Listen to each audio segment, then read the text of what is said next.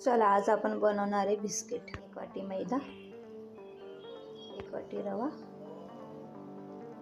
अर्धी वाटी जाडी साखर आणि अर्धी वाटी पिठी साखर, चवीपुरता मीठ, वेलची पूड आणि अर्धी वाटी तूप। आणि आता आपण याला मिक्स करून घेऊया। झालं आपलं सगळं मिक्स। आता आपण थोडं थोडं पाणी करून जसं आपण कणिक कसं भिजतो कणकेचा गोळा तसं भिजून आपला गोळा तयार झाला। आता आपण याला ना 5 मिनिटं मुरत ठेवूया जेणेकरी तो रवा असा फुलेल। चला झाले 5 मिनिटं। आता आपण छोटे छोटे गोळे तोडून बिस्किटच्या आकाराने बिस्किटचा आकार देऊया। तुम्हाला जो पाहिजे तो शेप देऊ शकता तुम्ही।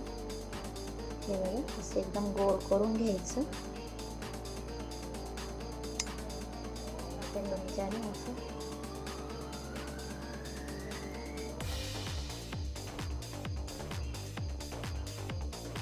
हे बघा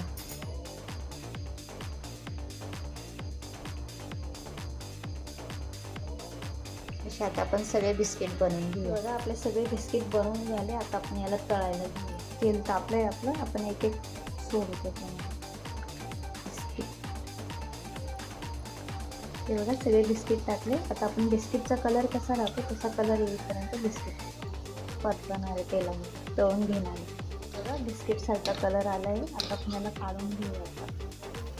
हे बघा झाले बिस्किट सारखे कलर आला। आता आपण याला पूर्णपणे काढून घेऊया।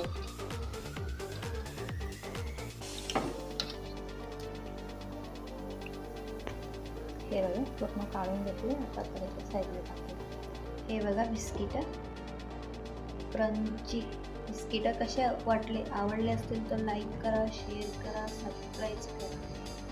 धन्यवाद।